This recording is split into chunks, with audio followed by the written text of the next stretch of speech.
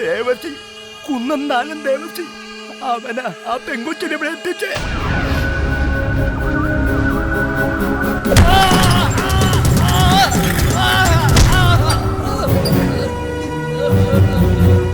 കാലങ്ങളായി താൻ നടത്തിക്കൊണ്ടുവരുന്ന വ്യവസായ ശൃംഖലയുടെ ആഴവും പരപ്പൊന്നും അല്ല എനിക്കിപ്പോ അറിയേണ്ടത്. കാഞ്ഞിരപ്പള്ളിയിലെ ഐസക് പണിക്കരുടെ വീട്ടിൽ പിറവത്തുകാരി ആഷ്ലി ജേക്കബ് എങ്ങനെ എത്തി? ഇനി എന്നെ ഉപദ്രവിക്കരുത്, എല്ലാം ഞാൻ പറയാം. പീഡനത്തിലും പെൺവാണിഭത്തിലും ഒക്കെ പെട്ടുപോയ പെങ്കൊച്ചുങ്ങളെ എന്നെ പോലുള്ളവർ പ്രത്യേകം നോട്ടമിടാറുണ്ട്. കസ്റ്റമേഴ്സിനിടയിൽ അവർക്ക് നല്ല ഡിമാൻഡാണ്.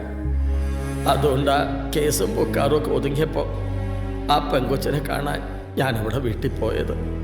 പക്ഷേ അന്ന് അവൾ എന്നെ ആട്ടി ഇറക്കി. എന്നാൽ ഞാൻ പോലും പ്രതീക്ഷിക്കാതെ ഒരു ദിവസം അവൾ എന്നെ ഫോണിൽ വിളിച്ചു, കാണണമെന്ന് പറഞ്ഞു. നിങ്ങളൊന്ന് പറഞ്ഞതാ ശരി. ആകെ മുങ്ങിയ പിന്നെന്ത് കുളിര്. അത് ഞാൻ ഈ ലോകം ഇത് എത്ര കണ്ടതാ. അന്ന് എന്നെ ആട്ടി ഇറക്കി വിട്ടെങ്കിലും എറയത്ത് തൂക്കിയിട്ടിരുന്ന കലണ്ടറിൽ എന്റെ മൊബൈൽ നമ്പർ എഴുതിയിട്ടിരുന്നത് ഇപ്പൊ കൊച്ചിന് ഉപകാരമായില്ലയോ? അതാണ് ദേവസി. ഇനി എല്ലാം കൊച്ചിന്റെ ഇഷ്ടത്തിനങ്ങ് വിട്ടേക്കുക. കച്ചവടക്കാരുടെ കച്ചവടക്കാര്, രാഷ്ട്രീയക്കാരുടെ രാഷ്ട്രീയക്കാര്, ഇനി അതല്ല വലിയ വലിയ ഉദ്യോഗസ്ഥന്മാരുമാണ് അവര്. കൊച്ചു ചോദിക്കുന്ന കാശ് ഞാൻ മേടിച്ചു തരും.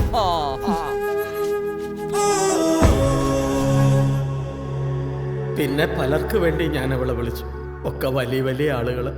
പക്ഷെ അവരുടെയൊക്കെ ബയോഡാറ്റ കേൾക്കുമ്പോൾ തന്നെ ആളെ ബോധിച്ചില്ല എന്നും പറഞ്ഞ് ഒഴിയുകയായിരുന്നു അവളുടെ സ്ഥിരം പതിവ്.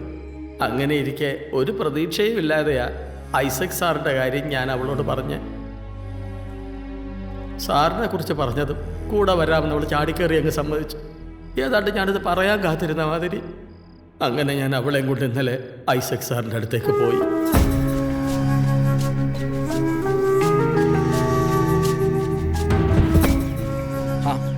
താൻ പോയില്ലേ? അയ്യോ ഇല്ല.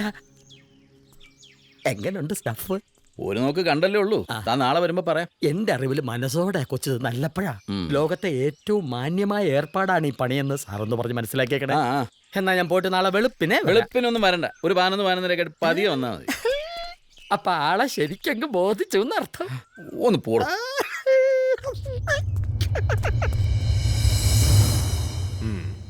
പിന്നെ താൻ എപ്പോഴാ ഐസക് ആഷ്ലി മരിച്ച വിവരം അറിഞ്ഞത്? ഇന്ന് രാവിലെ ഐസക് സാറിന്റെ ബംഗ്ലാവിന്റെ മുന്നിൽ വെച്ച് ഞാൻ അവിടെ ചെന്നപ്പോൾ അവിടെ നിറയെ പോലീസും ജനങ്ങളുമായിരുന്നു. വിവരമറിഞ്ഞ് ഞാൻ ഉടനെ തന്നെ ഇങ്ങ് തിരിച്ചു പോരുകയും ചെയ്തു. ഈ പറഞ്ഞതിൽ എന്തെങ്കിലും നേരല്ല എന്ന് തെളിഞ്ഞ തന്റെ അന്ത്യകൂദാശ ഞാൻ ഇവിടെ നടത്തും. മനസ്സിലായടോ കബീർ? സർ, ഈ പുണ്യാത്മാവിന്റെ തിരുവസ്ത്രം ഉരിഞ്ഞു വാങ്ങിച്ച് എടുത്ത് ലോക്കപ്പിലോട്ട് ഇട്ടോ. നാളെ കോടതിയിൽ ഹാജരാക്കാനുള്ളതാണ്. സർ.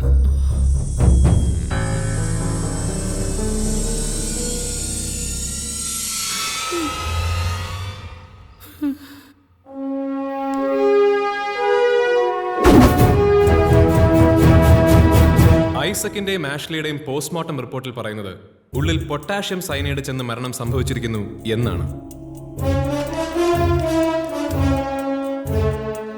ഡെഡ് ബോഡികൾ കടന്നിരുന്ന അതേ റൂമിൽ നിന്നും കണ്ടെത്തിയ ഈ ലിപ് ഗ്ലോസ് കുപ്പിയിലും ഉണ്ടായിരുന്നത് പൊട്ടാഷ്യം സയനൈഡ് തന്നെ ആയിരുന്നുവെന്ന് ലാബ് ടെസ്റ്റിൽ ക്ലിയർ ആയിട്ടുണ്ട്. ഗവൺമെന്റിൽ നിന്നും കുറച്ച് ദിവസത്തേക്ക് എന്ന് പറഞ്ഞ് വീട്ടിലേക്ക് പോയ ആഷ്ലി അവിടെ നിന്ന് ഐസക്കിന്റെ ബംഗ്ലാവിൽ എത്തിയത് വരെയുള്ള വിവരങ്ങൾ ദേവസി തന്ന മൊഴിയിൽ നിന്നും വ്യക്തമാകുന്നുണ്ട്. പക്ഷേ പിന്നീട് നടന്ന കാര്യങ്ങൾക്ക് സാക്ഷികളില്ല, അനുമാനങ്ങളേ ഉള്ളൂ. ഇൻവെസ്റ്റിഗേറ്റിംഗ് ഓഫീസർ എന്ന നിലയിൽ എന്താണ് ഇക്കാര്യത്തിൽ നിങ്ങളുടെ അസംഷൻ? പറയാം സർ.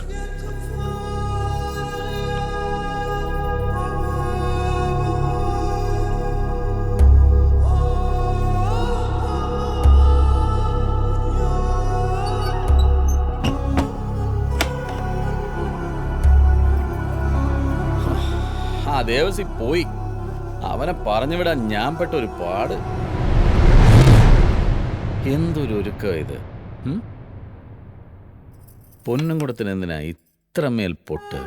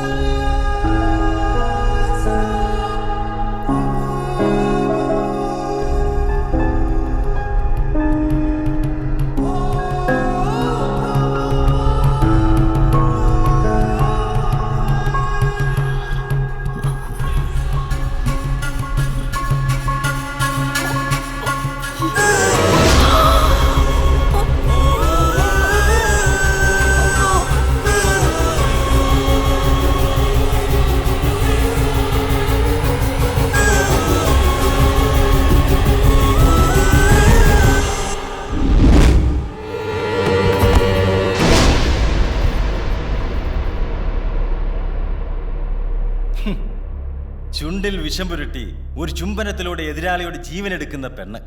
കഥയിലും നോവലിലും ഒക്കെ വായിക്കാൻ കൊള്ളാം. ബട്ട് ഇൻ റിയൽ ലൈഫ് വിശ്വസിക്കാൻ ഒരല്പം പ്രയാസമുണ്ടാകും സർ. പക്ഷെ ഞാനീ പറഞ്ഞത് വെറുമൊരു അസംഷൻ മാത്രമാണെങ്കിലും ഇത്തരം ഒന്നിലേക്ക് ഞാൻ എത്തിയതിന് ചില റീസൺസുമുണ്ട്. മരിക്കുന്നതിന് മുമ്പ് ഐസക്കും ആഷ്ലിയും തമ്മിൽ ശാരീരിക ബന്ധം ഉണ്ടായിട്ടില്ല എന്നാണ് പോസ്റ്റ്മോർട്ടം റിപ്പോർട്ടിൽ പറയുന്നത്. മാത്രമല്ല, ആഷ്ലിയെ ഐസക്കിന്റെ വീട്ടിലെത്തിച്ച് വൈകുന്നേരം 6 മണിക്ക് ശേഷമാണ് ദേവസി അവിടെ നിന്ന് മടങ്ങിയത്. മരണങ്ങൾ സംഭവിച്ചിരിക്കുന്നത് 6:30-നും 7-നും ഇടയ്ക്ക്. അതായത് ദേവസി പോയി ഏതാണ്ട് അരമണിക്കൂറിനുള്ളിൽ തന്നെ മരണങ്ങൾ സംഭവിച്ചിരുന്നു.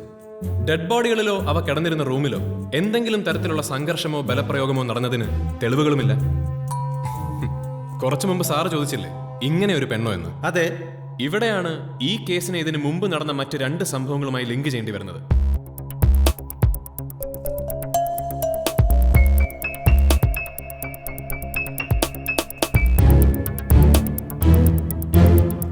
മോഡസ് ഓപ്പറാൻഡിയിൽ മാത്രം വ്യത്യാസമുള്ള സമാനമായ 2 ഇൻസിഡൻസ്. ബാലഗംഗാധരൻ ദക്ഷ, സാം ജോർജ് മോനച്ചൻ, രണ്ടും സൂയിസൈഡ് കില്ലിങ്സ്. ഒരുപക്ഷെ കുറ്റകൃത്യങ്ങളുടെ ലോക ചരിത്രത്തിൽ തന്നെ ഇങ്ങനെ ഒരു ഫോമാറ്റ് ഇതാദ്യമായിട്ടാകും.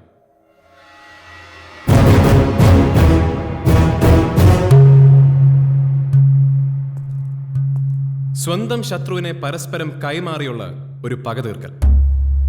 ആഷ്ലിക്ക് വേണ്ടി അവളുടെ ശത്രുവായ ബാലഗംഗാധരനെ ദക്ഷ വകവരുത്തിയപ്പോൾ ദക്ഷയുടെ ശത്രുവായ ഐസക്കിന്റെ ജീവനെടുത്ത് ആഷ്ലിയും അവളുടെ ഭാഗം ഭംഗിയാക്കി.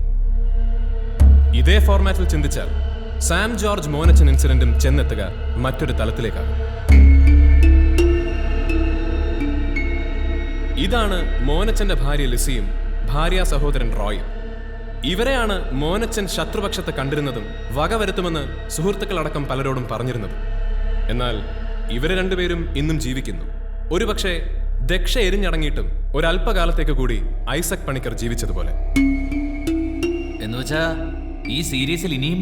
അതെ സർ, തെളിവുകളൊന്നുമില്ലെങ്കിലും തൽക്കാലം നമ്മൾ അങ്ങനെ ചിന്തിച്ചേ മതിയാകും. നിങ്ങൾ പറഞ്ഞതനുസരിച്ചാണെങ്കിൽ ആ കൃത്യം നടത്തുക ഈ സാം ജോർജിന്റെ ഏതെങ്കിലും ശത്രുക്കളാവില്ലേ? Exactly sir. പക്ഷെ ആ ശത്രു ആരെന്ന് കണ്ടെത്താനും അയാളെ ജീവനോടെ പിടികൂടാനും കഴിഞ്ഞെങ്കിൽ മാത്രമേ എന്തിനായിരുന്നു ഇങ്ങനൊരു മൂവ്മെന്റ് എന്നും ഇനിയും എത്ര പേർ കൂടി ഇതിൽ ഉൾപ്പെട്ടിരിക്കുന്നുവെന്നും നമുക്കറിയാൻ സാധിക്കും.